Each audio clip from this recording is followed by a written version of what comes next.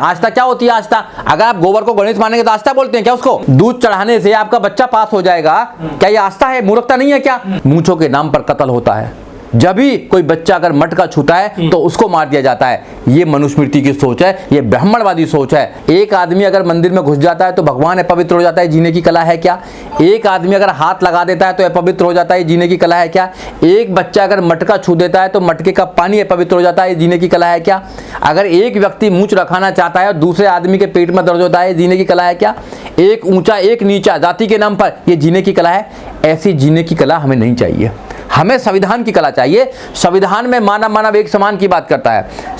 जो संविधान की प्रियम्बल आप देखेंगे उसमें जस्टिस की बात करता है, उसमें न्याय की बात करता है, उसके अंदर आप इक्वलिटी की बात करता है, उसके अंदर लिबर्टी की बात करता है, फ्रेटर्निटी की बात करता है। वो संविधान जो बना हुआ है वो इंसान के डेवलपमेंट के लिए बना हुआ है और इंसान को पूरी आज़ादी देता है। उसको पढ़ने की आज़ादी देता है, उसको रोजगार करने की आज़ादी देता है, उसको बोलने की आज़ादी देता है, उसको अच्छे अच्छे व्यापार करने की आज़ादी देता है। सारी आज़ादी है संविधान के अंदर। तो हमें संविधान का राज चाहिए, संविधान का राष्ट्र चाहिए हमें, जो बाबा साहब डॉक्टर अम्बेडकर की कल्पना थी। लेकिन हिंदू धर्म में गाय भी पूजी जाती है, कुत्ते पूजे जाते हैं, जल जंगल जमीन पूजी जाती है, पृथ्वी पूजी जाती है, सबकी पूजा होती है। और क्या चाहिए हिंदू धर्म में? देखिए, ये पूजा गाय की पूजा करेंगे, गाय को मां मानेंगे, गाय के नाम पर लोगों को लिंचिंग करेंगे, मगर इंसान को इंसान मानने के लिए तैयार नहीं है। हजारों सालों से ये लोगों को अछूत बनाते आए हैं, अछूत मानते हैं जाति के नाम पर। और जाति के नाम पर जो इस देश के अंदर शोषण है वो दुनिया में कहीं शोषण नहीं है।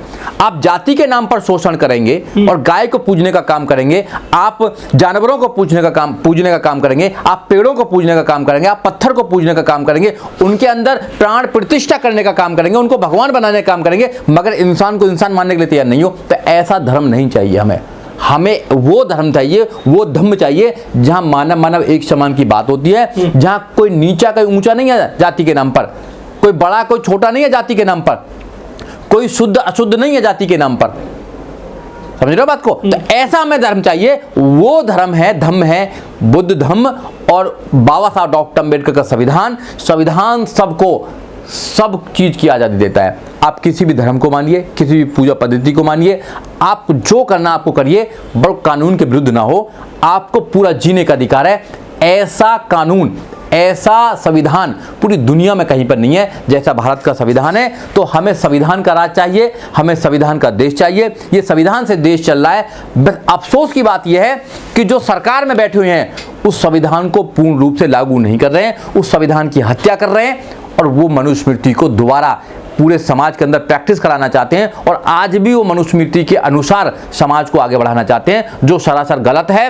अगर मनुस्मृति के अकॉर्डिंग तुम समाज को आगे बढ़ाने का काम करेंगे तो जब ही मूंछों के नाम पर कत्ल होता है, जब भी कोई बच्चा अगर मटका छूता है तो उसको मार दिया जाता है। ये मनुस्मृति की सोच है, ये ब्राह्मणवादी सोच है।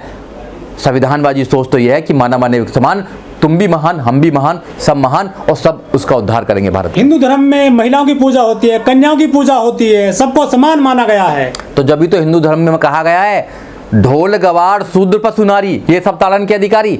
वहाँ महिलाओं को पूजने का काम भी किया जाता है और महिलाओं के साथ सबसे ज्यादा शोषण करने का काम भी हिंदू धर्म में किया जाता है। आपने देवदासी सुना होगा, कहाँ है? वो हिंदू धर्म में है। आपने प्रभुदासी सुना होगा, वो कहाँ है? हिंदू धर्म में है। आपने जोगनी प्रथा सुना होगा, वो हिंदू धर्म में। सारी जितनी भी क्रूरतियाँ वो सब हिंदू धर्म में ही है।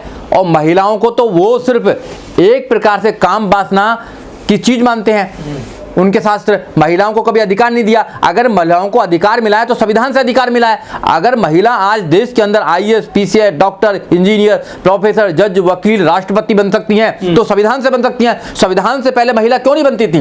बताइए। प्रधान भी नहीं बन सकती थी। प्रधान से प्रधानमंत्री तक बनने का रास्ता जो खोला है वो संविधान ने खोला है, ना कि धर्म ग्रंथों ने खोला है। तो इसलिए महिलाओं की तो बात ही मत करो। महिलाओं को सबसे ज्यादा आजाद कराने वाला अगर इस देश में कोई है तो बाबा साहब डॉक्टर अम्बेडकर हैं। अगर बाबा साहब डॉक्टर अम्बेडकर इस देश में नहीं आते, भारत का संविधान नहीं बनाते, तो महिला कभी आजाद नहीं होती। यहाँ सीता को भी पूजा जाता है, सीता को मां बताया गया है। सीता को पूजा जाता है, उसके बाद फिर सीता की अग्नि परीक्षा ली जाती है। तो जो लोग डबल स्टैंडर्ड वाले लोग हैं, एक तरफ पूजने का काम करते हैं, दूसरी तरफ शोषण करने का काम करते हैं, उन लोगों को क्या कहेंगे? हम ऐसे धर्म को नहीं मानते हैं, हम नहीं मानते ऐसे धर्म को। एक कन्या जो छोटी बच्ची होती है उसकी पूजा करते हैं। अब नवरात्र आने वाले हैं, 9 दिन लगातार पूजा करेंगे और सबसे ज्यादा शोषण ये लोग करते हैं। सबसे ज्यादा महिलाओं का शोषण ये लोग करते हैं, सबसे ज्यादा बलात्कार यहाँ होते हैं। बताइए ना आप। तो फिर कैसे भाई, गाय के नाम पर गाय को मां मानेंगे और महिला अगर दलित महिला होगी तो उसको मंदिर में नहीं घुसने देंगे आप। तो ये डबल स्टैंडर्ड है, डबल चेहरा है। आज अंबेडकरवादी जो व्यक्ति हैं वो पढ़े लिखे लोग हैं, वो सब समझते हैं, इनकी चालों को समझते हैं। अब इनकी चालों में नहीं आने वाले हैं। लोग तैयार हो रहे हैं संविधान के द्वारा अपने जीवन को व्यतीत करने के लिए। संविधान के द्वारा अपने जीवन को आप आगे लेके चलिए, आप उसके द्वारा अपने जीवन को बिताएं। संविधान ही आपका मार्गदर्शक है, संविधान ही आपको आगे पहुंचाने का काम करेंगे, क्योंकि संविधान में बुद्ध का रास्ता दिया हुआ है। संविधान बाबा साहब डॉक्टर अंबेडकर ने 2 साल 11 महीना 18 दिन के अंदर लिखा था और संविधान में आपके सारे मुक्ति के रास्ते दे दिए। संविधान को अपना ग्रंथ बनाइए और संविधान ही आपको आगे लेके जाएगा। लेकिन जाति और वर्ण व्यवस्था यदि लागू है देश में तो इससे समाज एक सुचारू रूप से चलता है। कर्म के अनुसार लोगों को जाति मिली हुई है, काम मिले हुए हैं, आप उसका विरोध क्यों करते हो? देखिए, अगर जाति व्यवस्था अगर इतने कामगार होती तो बाबा साहब डॉक्टर अंबेडकर संविधान के अंदर भी जाति व्यवस्था करते। बाबा साहब डॉक्टर अंबेडकर ने संविधान के अंदर कोई जाति व्यवस्था नहीं करी है। संविधान के अंदर general, OBC, SC, ST, minorities की बात की गई है, वो भी आर्थिक आधार पर और सामाजिक आधार पर। जो लोग पिछड़े हुए हैं उनके आधार पर किया गया। जाति देश के अंदर नुकसानदायक है। लोग कहते हैं कि हमारा देश कृषि प्रधान देश है, मगर मैं कहता हूं हमारा देश कृषि प्रधान देश नहीं है। हमारा जो देश है वो जाति प्रधान देश है। हर जगह जाति, हर चीज में जाति। यहां तो इतना तक है कि इन्होंने कलर भी बांट लिए हैं, जानवर बांट लिए। नहीं, कमजोर करती हैं, समाज को कमजोर करती हैं, देश को कमजोर करती हैं, मानवता को कमजोर करती हैं, संविधान को कमजोर करती हैं, और जो रूल ऑफ लॉ है, जो परिभाषा रूल ऑफ लॉ, उसको कमजोर करती हैं। ये सबको कमजोर करने का काम करती हैं। जाति, किसी भी प्रकार की जाति हो, किसी भी प्रकार का भेद हो, वो इंसानियत को कमजोर करती है।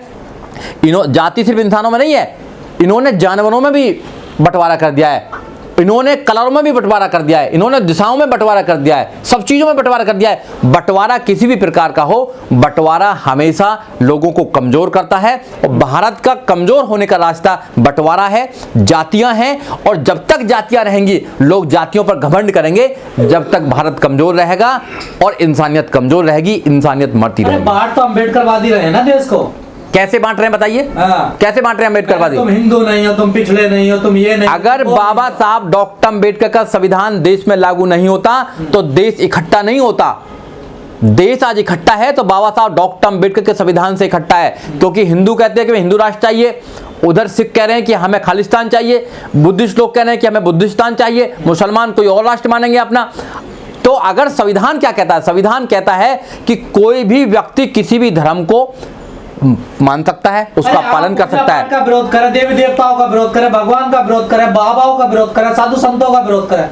हम तो आप ही कर रहे हैं। हम अंधविश्वास का विरोध करते हैं। जो अंधविश्वासी है, भगवान भी अगर अंधविश्वासी है, भगवान के मानने वाले अंधविश्वासी है, मूर्ति पूजा अंधविश्वासी है, हम अंधविश्वास का विरोध करते हैं। और जब तक करते रहेंगे, जब तक हमारे शरीर में एक भी ब्लड का अगर बूंद है, जब तक करते रहेंगे। कोई नाम की चीज है ना, आस्था नाम की कोई चीज नहीं है। आस्था क्या होती है? आस्था, अगर आप गोबर को गणेश मानेंगे तो आस्था बोलते हैं क्या उसको? गोबर को गणेश मान लेंगे, आस्था हो जाएगी। एक बाबा का कहेगा, अगर बाबा कहेगा कि एक पत्थर पे दूध चढ़ाने से आपका बच्चा पास हो जाएगा, क्या ये आस्था है? मूर्खता नहीं है क्या? ये मूर्खता है पूरी प्रकार। क्या पता हो जाए पास। एक आदमी कहेगा खीर खाने से बच्चा पैदा हो जाएगा, तो वो वैज्ञानिकों को क्या करता है? ऐसी आस्था होती है। हम ऐसी आस्था को बेवकूफपना मानते हैं। हम उन लोगों को कहते हैं अपना इलाज कराइए।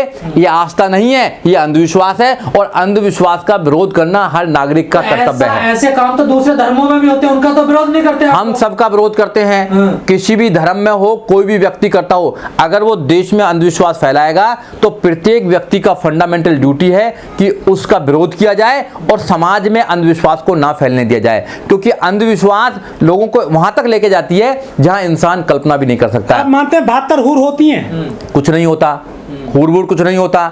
ऊपर जाकर कौन कहां जा रहा है किसी को नहीं पता है। अगर आसमानी किताब आती है नीचे, अगर ना कोई आसमानी किताब है, ना कुछ किताब यहीं बनती हैं, यहीं पढ़ते हैं, आप सब लोग पढ़ते हैं। ना कोई 72 हूर होती हैं, ना कोई स्वर्ग नरक होता है, ना कोई भगवान होता है। ऐसी कोई शक्ति नहीं है, सब नेचुरल पावर है, नेचुरल पावर। आसमानी किताबों का नाम नहीं सुना जो आसमान से आई है, ऊपर से आई? कोई कहीं से नहीं आता, ऊपर से कुछ नहीं आता है, ऊपर से कुछ भी नहीं आता है। विरोधी है, सब यही लिखते हैं, सब लोगों ने लिखे हैं। अगर भगवान भगवान को इतनी भाषा याद आती हैं तो फिर भगवान उनकी चीख क्यों नहीं सुनता है? तो क्यों नहीं इस्लाम तो मानता कि भगवान को इतनी भाषा बनाने की जरूरत क्या थी? इस्लाम तो मानता ना। अगर भगवान है, अगर अल्लाह है, अगर कोई और शक्ति है तो उसको इतनी भाषा बनाने की जरूरत की थी? एक भाषा बनानी चाहिए थी उसको। हाँ। और इतनी जाति बनाने की जरूरत क्या थी?